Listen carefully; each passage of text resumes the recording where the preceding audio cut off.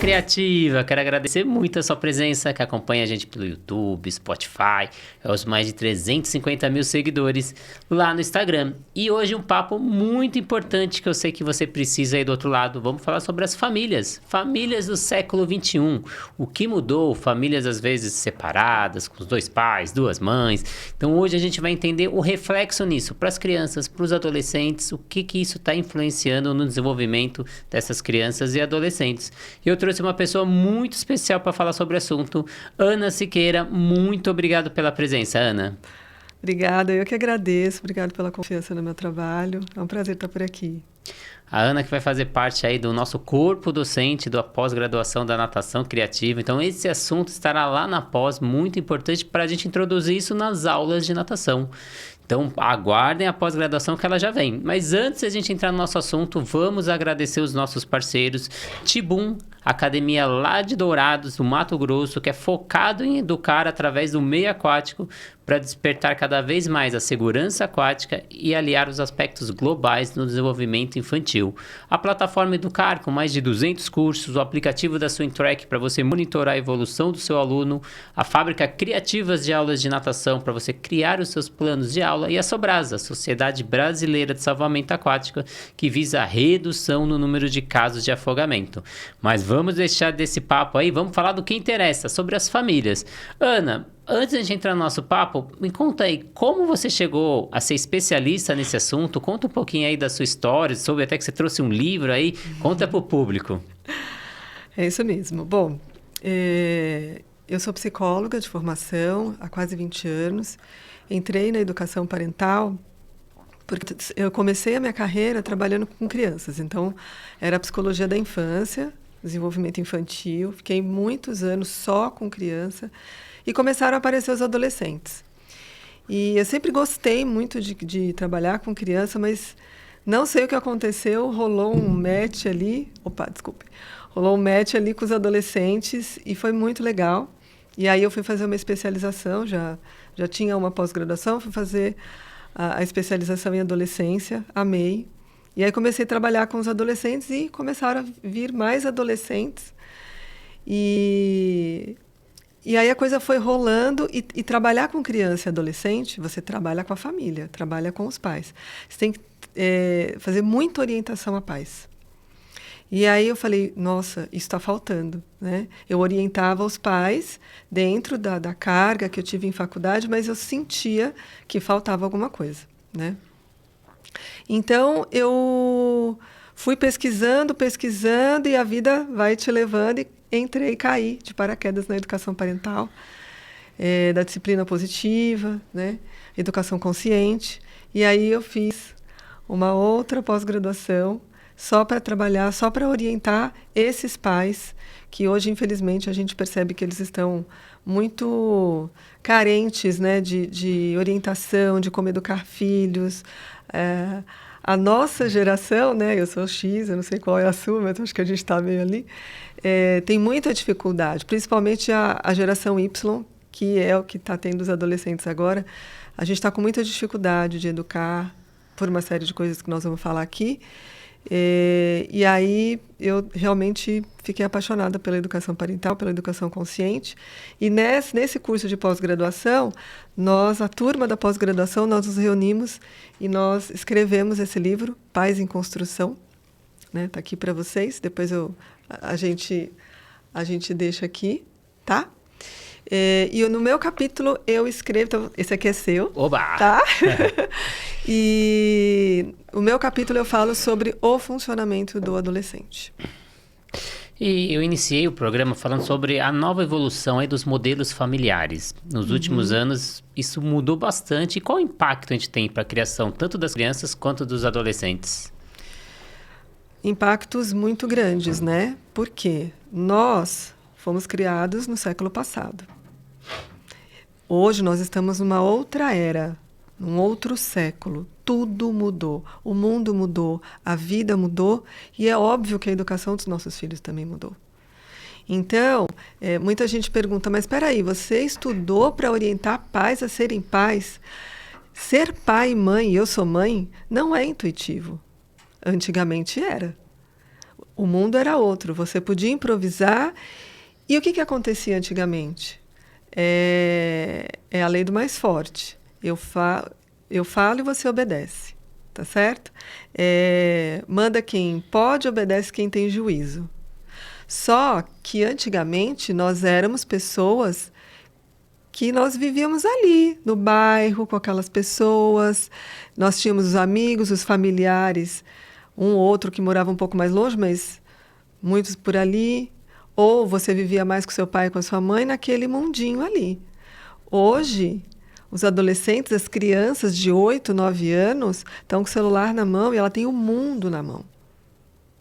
O que traz mais informação para ela. O meu filho tem 8 anos, quando ele me pergunta alguma coisa que eu sei, eu falo, nossa, filho, não sei. Aí ele fala para mim, ué, mãe, vamos pesquisar no Google? Meu filho tem 8 anos, então ele já sabe disso. Né? As crianças com 4 anos já estão arrastando a tela, né? E a gente sabe muitas consequências tem tudo isso. Então, o mundo mudou. Então, não dá para a gente querer educar filhos como a gente educava no século passado. Isso não existe, né? E você falou nessa era digital aí, e quais são os principais desafios dessas famílias modernas para criar essas crianças nesse meio digital, que como você disse, tem as informações e tem até, quando você não deixa alguma coisa, ele já manda mensagem, mas a mãe do meu amigo deixou, mas só você não deixa. Então, nessa era digital, como você falou, o contato é muito maior e muito mais rápido, né? Muito, muito. Então, eu acho que o grande desafio é exatamente os pais entenderem de que eles vão ter que se informar, de que eles vão ter que se atualizar como o mundo atualizou. Né? Antigamente, a gente saía, trabalhava, voltava para casa, cuidava dos nossos filhos. Hoje a gente tem múltiplas tarefas. Hoje você tem, eu, por exemplo, eu tenho um trabalho offline no consultório, eu tenho um trabalho online nas redes sociais, eu tenho que monitorar meu filho, é muita coisa. Então, os pais vão ter que começar a mudar os seus paradigmas de que, assim, eu preciso ler, eu preciso me informar, eu preciso saber como é que eu faço aqui, porque aquele método que meu pai e a minha mãe usou serviu em 70, 80, 90. Nós estamos em 2024. Né? Então, os pais precisam se atualizar, precisam ler, precisam ouvir os seus podcasts, né? Que eu vejo que você, apesar de você falar para o público da natação, mas isso que a gente está falando aqui também é para pais. Né? Então, precisamos nos atualizar. Precisamos... uma vez, eu estava cuidando de uma adolescente, ela tinha algumas questões ali, e a mãe... Depois de uma sessão de muita orientação e os pais com muita resistência, a mãe virou para mim e falou assim, eu vou ter que me reinventar? E eu disse para ela, pais se reinventam todos os dias. Porque hoje é um bebê, depois é uma criança um pouquinho maior, depois é um pré-adolescente, depois um adolescente, depois adulto. E não adianta você achar que, cresceu, está por conta. Não, filho é para sempre. Filho é para sempre. Então, se você escolheu criar um outro ser humano, você tem que saber que você vai ter que se reinventar o tempo todo. E você falou dessas conexões, desses elos, uma coisa que é importante destacar, que um é consequência do outro, né? Falar, meu filho, meu adolescente, ou não está sociabilizando, ele não tem autonomia, mas tudo foi reflexo lá de trás. Então, ele tem que ter tido esse estímulo lá atrás. Isso. E outra questão que você falou da parte da família, né? Eu vou fazer o que meus pais faziam e às vezes não dá certo. E também tem aquele outro ponto, quando a gente vira pai, muitas coisas que a gente não gostava que os pais faziam com a gente acaba reproduzindo dos nossos filhos. E a gente começa a perceber, nossa, eu estou reproduzindo a mesma coisa do que eu não gostava, né? Ou o contrário. Ficou tão traumatizado. Então, por exemplo, aquela moça ou aquele rapaz que o pai e a mãe segurou, não deixou fazer um monte de coisa. Aí ela quer dar uma educação muito libertadora para os filhos. E aí perde a mão. Porque gente, tudo começa na infância. E tem uma frase muito legal. O que aconteceu na infância não fica na infância. Os 3 primeiros anos, principalmente, a gente tem aí... Eu vi que você já teve pessoas que falaram aqui disso. Os primeiros 3 anos são os mais importantes. É como você construir uma casa. Você não começa pelo telhado. Você começa pela estrutura. Então, você faz aquela estrutura, você levanta as vigas da casa, não é assim? Depois a gente faz a laje. Os 3 primeiros anos de uma criança é a estrutura. É o que ela vai levar para a vida dela. Então, se ali você já passou para aquela criança, primeiro, amor. Amor de verdade. Amor com devoção. Né? Eu sigo um autor, né? Ele já é do século passado, já morreu, mas ele escreveu, o Winnicott, ele falava sobre a mãe, desculpa, sobre a mãe suficientemente boa. E aí as pessoas me perguntam, mas espera aí, uma mãe perfeita? Não existe perfeição. A perfeição, ela é estéril. Né? Por isso que eu falei da constante mudança, do constante aprendizado. Então, você se devota ali para o seu filho e ali você já vai passando algumas coisas para ele. Se você perguntar para mim, o que é mais importante numa infância? Conexão. Nós somos mamíferos. Mamíferos nascem com essa necessidade de se conectar. Então, eu preciso me conectar com meu filho. A mãe geralmente acaba se conectando um pouco mais por conta de gestação, amamentação, né? O que não coloca os pais em segundo plano. Porque o pai que engravida com a mãe, o pai que participa da primeira infância do filho, que dá banho, que troca fralda, que põe essa criança para dormir, ele também vai se conectar com essa criança. E a gente precisa desses dois, desse masculino e feminino, caminhando junto. E o que é muito importante, esses pais tendo diálogo. Esses pais também precisam de conexão. Então, a gente, às vezes, pega muito em consultório, muitos pais que não têm, e vocês provavelmente pegam isso na natação. A mãe chega, fala uma coisa, o pai chega, fala outra, o pai quer uma coisa, a mãe quer outra coisa. Esse casal também precisa estar em conexão. Então, para que a gente consiga educar essa criança, essa família tem que estar numa conexão. Porque se o pai fala uma coisa, a mãe fala outra, o filho vai ficar no meio. Qual que eu sigo? Mas o papai falou isso, né? E aí começam as divergências. Né? Então essa linguagem que todos falando a mesma coisa, né? É importante também porque a gente ainda tem um pouco do reflexo daquela família um pouco machista, que a mãe tem que fazer tudo e o pai não necessariamente, o pai só tem que prover. Isso mudou no século XXI, então essa mãe tem que ter mais voz, mais autonomia e fazer esse pai participar. Às vezes ele não participa porque ele já está acostumado naquela sociedade que ele não devia participar ou foi criado assim. E hoje a família do século XXI, esse pai tem que ser muito participativo porque é importante o papel do pai também para essa criança. Sim. E você falou dessa conexão, a criança até 3 anos ela é egocêntrica e cabe a nós adultos fazer essa criança sair dessa fase egocêntrica, colocando regras, limites, ela entendendo que o mundo não é só ela, então tem o que é dela, o que é do outro, o que é de todos, e cabe ao pai, ao professor, ao psicólogo passar isso, senão a gente cresce aqueles adultos egoístas, egocêntricos, que a gente encontra um monte por aí. Então acho que isso é a base fundamental, né? E nessa família aí que agora não é mais tradicional, é a nova família com 2 pais, 2 mães, alterando aí a dinâmica tradicional, quais os benefícios e desafios observados aí para essas crianças e adolescentes? Pois é, você tocou num ponto muito bacana, Renato, porque é uma realidade. Por mais que a gente não queira e por mais que muitas pessoas ainda tenham preconceito, os novos conceitos de família estão chegando nas escolas, estão chegando nos consultórios, né? E a gente precisa abraçar esse público, a gente precisa acolher esse público, integrar esse público. Porque muitas vezes essa criança, esse pré-adolescente ou esse adolescente, que hoje nós já temos, eu sou filho de 2 mães, filho de 2 pais, muitas vezes ele é adotado. Às vezes ele é biológico, mas muitas vezes ele é adotado. Né? E eu vou dizer para você que quem segrega é o adulto. As crianças não fazem isso. Se você tem uma criança pequena numa escola, eu trabalhei em escola, 2 anos. A criança inclui. Então, chegou um amiguinho novo, muitos incluem. Eles chamam para brincadeira, eles trazem, né? Adolescentes muitas vezes. Então, eu já vi, por exemplo, várias vezes em consultório, adolescentes corrigindo seus pais. Por questões religiosas, por questões etnia, religião, eles corrigem. Não, mãe, não pode falar assim. Mãe, isso é preconceito. Mãe, pai, eles falam isso. Então, para o adolescente, está tudo certo. Ele já está incluso nesse novo mundo. Ele veio desse novo mundo. Ele é um ser... os nativos digitais, ele já veio com esse chip, eu brinco.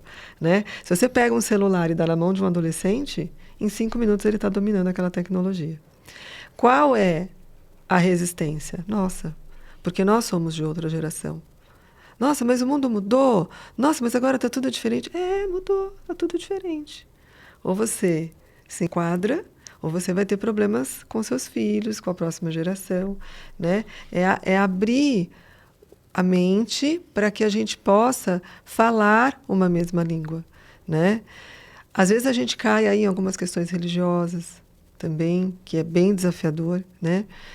Mas eu acho, trabalhando com esse público, o maior desafio são esses adultos que estão com dificuldade de olhar para esses adolescentes, de olhar para essas crianças e de entender ou de querer entender qual é a necessidade.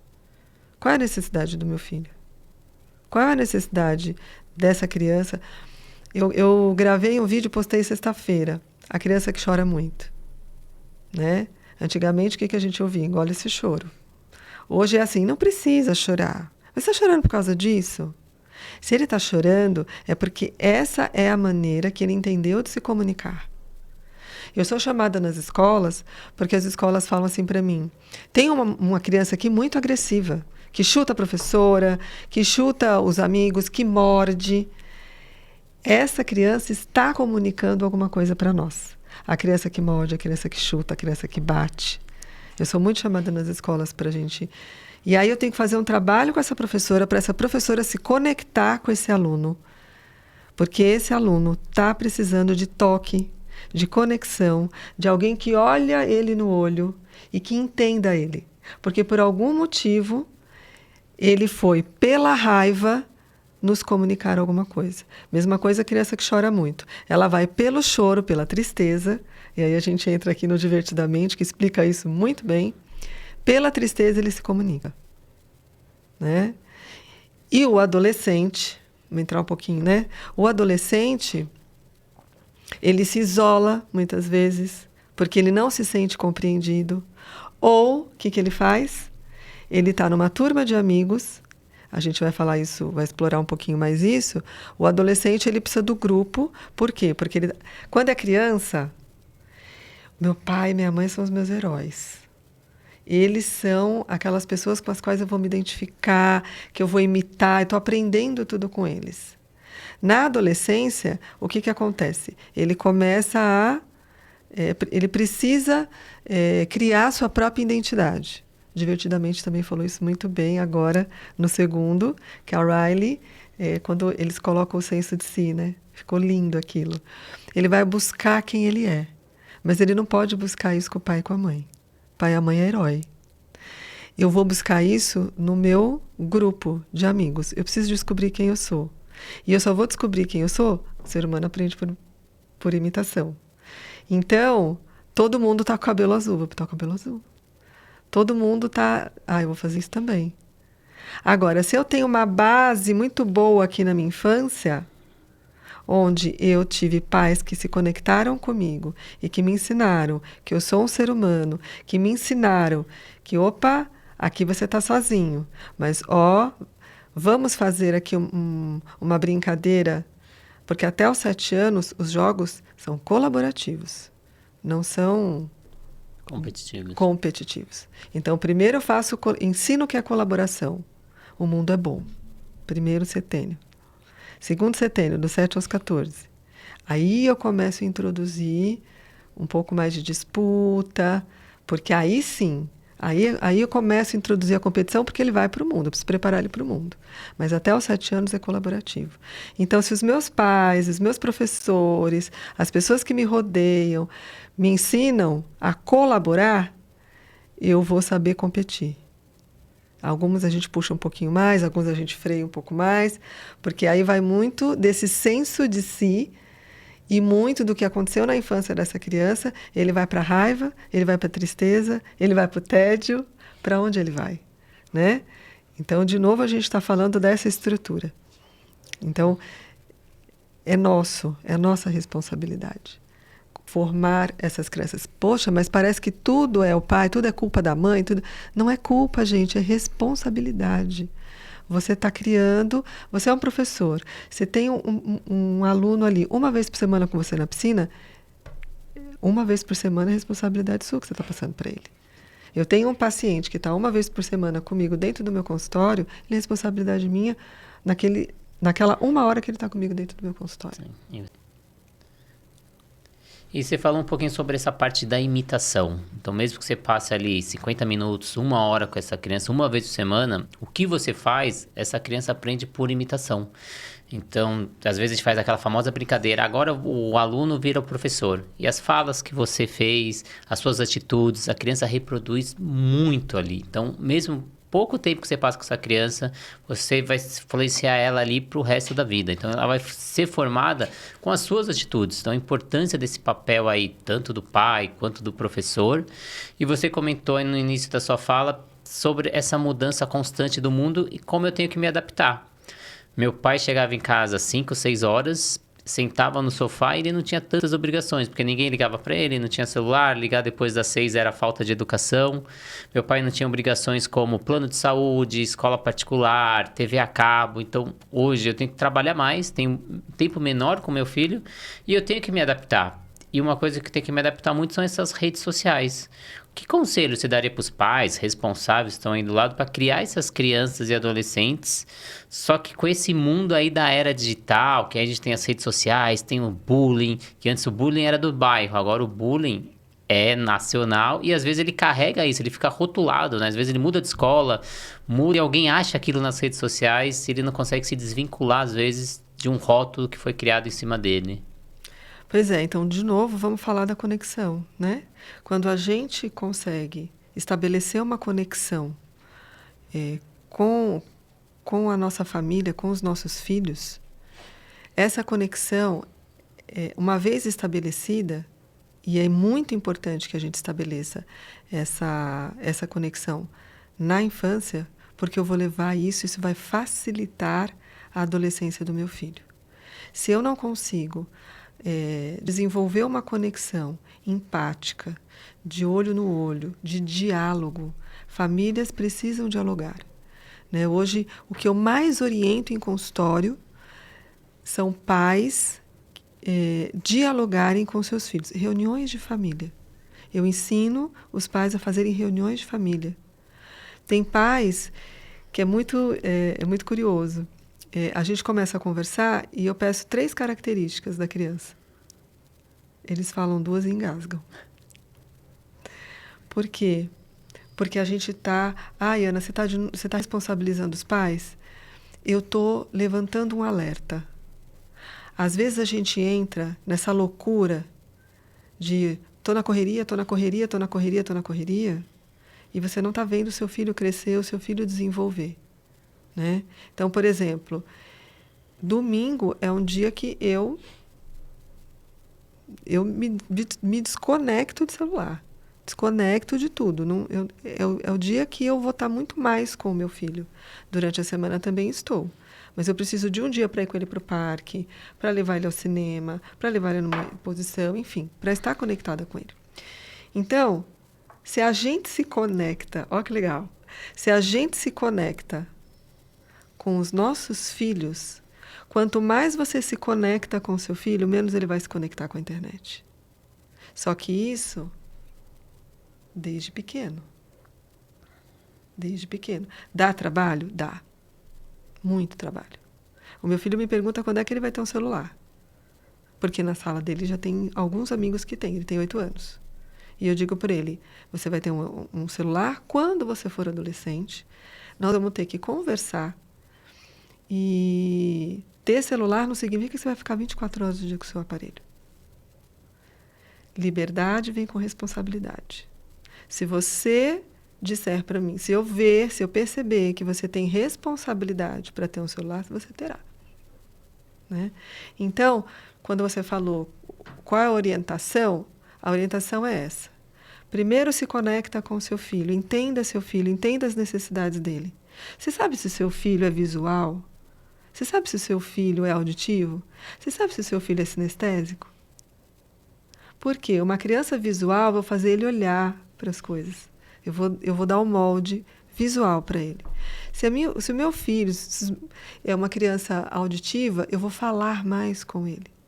O meu filho é total sinestésico. Eu tenho que falar tocando nele. Quando eu quero que ele realmente preste atenção em mim, filho, aí eu pego nele. Quando eu pego nele, eu atraio a atenção dele. Ana, como é que eu descubro isso? Observando, se conectando, né? E aí você vai entender como é essa criança.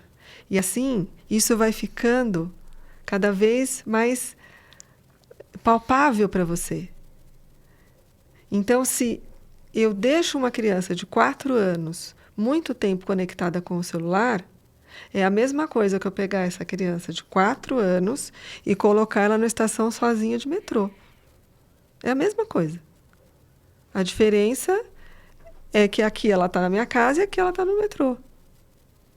Mas ela está acessível para todas as coisas maravilhosas que a internet nos oferece, de bom e de ruim. A internet é ótima, eu não sou contra a internet. Nós estamos aqui e as pessoas que vão escutar a gente, porque a internet existe. Super sou a favor de internet, lógico, é o futuro, é o presente e o futuro. É o presente há muito tempo e tudo vai ser nós vamos estar conectados. Agora, eu tenho que usar isso ao meu favor. Eu tenho que ler sobre isso, eu tenho que saber quanto tempo meu filho pode ficar conectado. E outra coisa muito legal, que pouquíssimos pais usam. Dentro do nosso senso de si, nós temos uma coisa chamada intuição. Usa a tua intuição. A tua intuição vai falar, você conhece teu filho. Às vezes você não precisa de muitas ferramentas. Você só precisa observar e se conectar com ele. Muitas vezes eu recebo casais no consultório, o pai fala uma coisa, a mãe fala outra. Aí eu faço algumas perguntas e aí eu vou percebendo, aquela mãe vai me trazendo muito mais coisas, porque ela passa mais tempo com o filho, e eu falo, espera um pouquinho, fala mais sobre isso para mim. E eu peço para ela, através daquilo, se conectar mais com o filho dela, principalmente os adolescentes, que estão se descolando da família para se encontrarem, né? E ali a gente consegue uma estratégia. A gente falou muito, né, nesse nosso papo sobre conexão, aí o pessoal do outro lado está perguntando, mas como que eu faço essa conexão? Essa conexão são hábitos, é o dia a dia. Eu, por exemplo, colocando o meu exemplo, em casa, o jantar, ele é quase religioso, a gente janta todo dia às 7 horas e todo mundo junto e só sai da mesa depois das 8h30. Então a gente janta e cada um fala do seu dia. Então não adianta você pedir também para a criança, para o adolescente falar, se você não fala, se você não é o exemplo. Então você também tem que trazer o seu dia a dia, suas angústias, o que você está passando, as suas vitórias. E consequentemente ele também vai fazer isso. E a gente já tem isso há anos, né? Eu tô com uma com 21, outra com 23 anos, então já são desde pequena que a gente tem esse hábito. Ela sabe que vai jantar todo mundo junto. Porque no almoço a gente não consegue, cada um tem sua rotina, seus horários, mas o jantar é sagrado, isso desde sempre. Então são os momentos que a gente se conecta, que a gente sabe o que está acontecendo na escola, o que está acontecendo na faculdade, o que está acontecendo no trabalho. Um vai conversando com o outro. Então essa é a importância da conexão, que é onde a gente vai falar, que vai ser minha próxima pergunta. Como a gente trazer assuntos delicados dessa família moderna, como identidade de gênero, sexualidade, pressão social. Como a gente faz essa comunicação com essa criança e com o adolescente? Da forma mais natural possível. Isso primeiro tem que ser natural para você. Se isso não for natural para você, você não vai passar isso com naturalidade para os seus filhos, né? Então, se você tem crenças, preconceitos sobre tudo isso, vai ser um pouquinho mais desafiador, né? Como assim? 2 pais criam uma menina, 2 mães criam um menino. Criam. E às vezes criam melhor do que uma família pai, mãe, bonitinho ali, né? Uma família tradicional, vamos colocar assim. Doriana, né? Ah, exatamente. Gente, eu não quero ser repetitiva, mas assim, é o carinho, é o amor, é o que você colocou ali para aquela criança.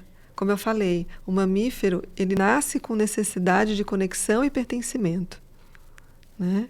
Então, o que nós estamos fazendo para que essas crianças se sintam pertencentes? Então, uma criança adotada por 2 mães ou por 2 pais, por exemplo, ela teve um lar, ela teve conexão, ela teve amor, ela se sentiu pertencente. São itens muito valiosos para que ela comece a desenvolver a sua autoestima, a sua identidade, né? Tudo bem, para você é inaceitável isso? Porque eu conheço muitas famílias que isso é inaceitável. Tudo bem, você não precisa aceitar, mas você tem que respeitar. Sempre.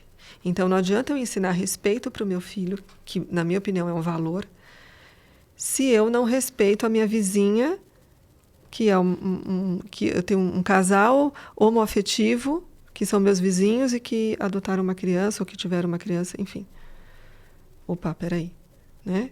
Então, valores. Eu acho que a gente fala de conexão, a gente fala de valores, a gente está falando de rotina, né? De diálogo. Então, tem coisas... Não, eu não aceito isso. Tudo bem, só respeita. Sim. E eu acho que a educação a gente se dá também pelo exemplo. Então, às vezes, são pequenas mentiras que a gente faz no dia a dia e aí a gente quer cobrar que o nosso filho não minta pra gente. Alguém toca a campainha, liga na sua casa e fala que eu não tô. Então, essas pequenas coisas que você acha que são simples, né? Que a gente fala aquelas mentiras pequenininhas. Ou exemplo, eu lembro que quando elas tinham 10, 11 anos, a gente foi na Bienal do Livro, tinha a Paula Pimenta, que era uma escritora que elas queriam ir, pegar autógrafo, e a gente chegou, tava um sol, a gente chegou a uma fila ali no estacionamento, uma fila enorme, a fila não andava, quando a gente chegou próximo, a gente viu que tinha muita gente furando a fila, por isso que a fila não andava. E aí a minha menor falou, mas tá todo mundo furando, vamos furar a fila também. Eu falei, não é porque eles estão fazendo errado, porque a gente vai fazer certo. Não quer dizer que eu não queria furar a fila e que era a vontade de todo mundo. Já que todo mundo tá fazendo, então vamos fazer, né? Porque eu vou ficar ali esperando se a fila não tá andando. Mas são esses pequenos exemplos que você dá no dia a dia que você vai formar nessa pessoa. E na sua opinião, pra gente finalizar assim, qual esse conceito de família continuará a evoluir? Isso é normal, então vai ter muitas mudanças. Qual você acha que são os desafios na criação desses adolescentes para os próximos anos? Olha, eu acho que Eu vejo muito em consultório adolescentes buscando a conexão com seus pais. E por incrível que pareça, você tocou num ponto agora, a verdade. Né? Os adolescentes, e outra coisa, muito importante, a frase que eu mais escuto dos adolescentes: meus pais não me ouvem, meus pais não me entendem. Né?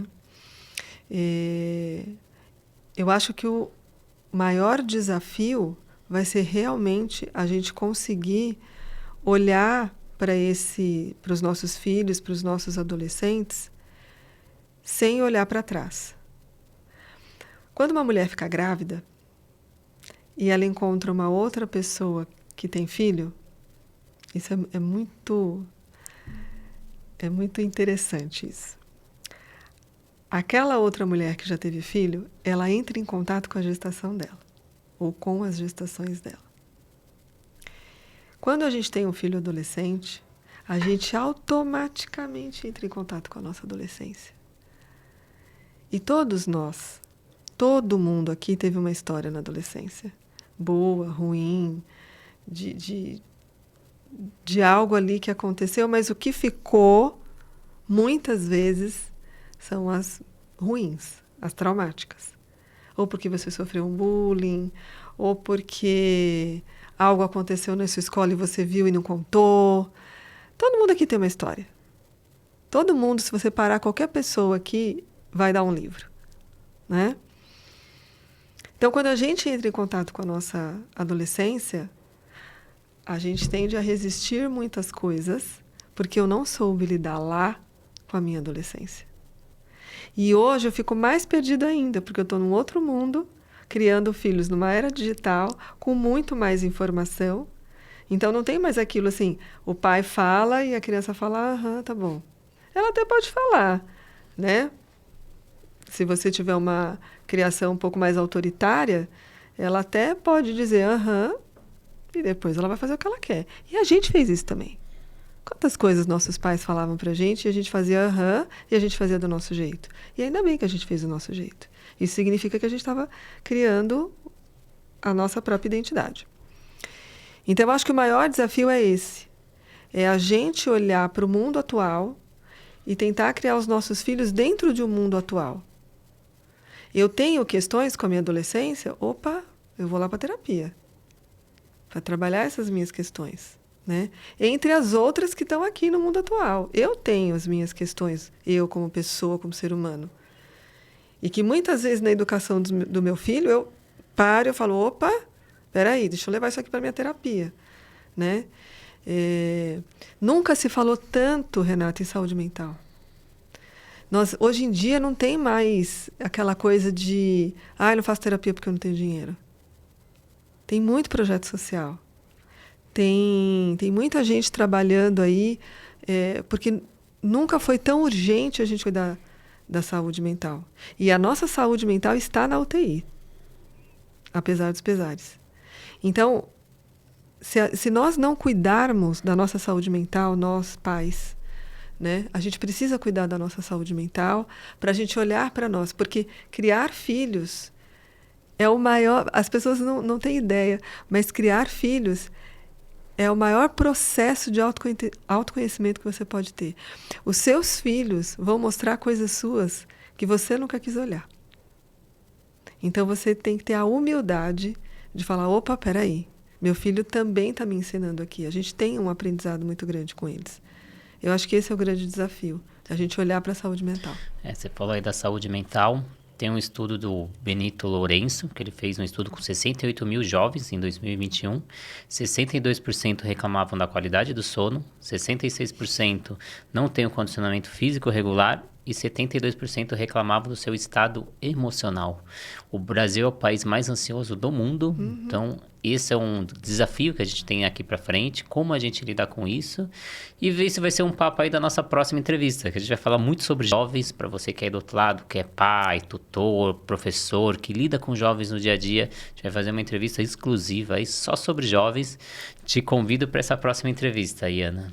Com o maior prazer, vou vir sim. Obrigada. E queria que você deixasse aí para a gente finalizar as suas redes sociais, como as pessoas te acham, para saber um pouquinho também sobre o seu trabalho no consultório, se é presencial, online, como que a pessoa realiza. Tá, eu trabalho híbrido, tanto online como presencial. Presencial estou ali na região do Morumbi, aqui em São Paulo, mas também atendo online, inclusive brasileiros que estão fora do país.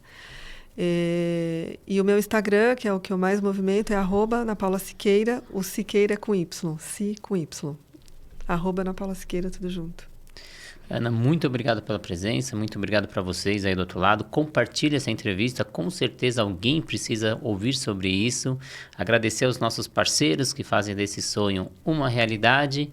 E muito obrigado para vocês, mais uma vez, que acompanharam aqui mais de 200 entrevistas. Antigamente a gente estava lá no Spotify só com áudio, as entrevistas anteriores. Depois a gente entrou aqui no YouTube, quase 200 entrevistas.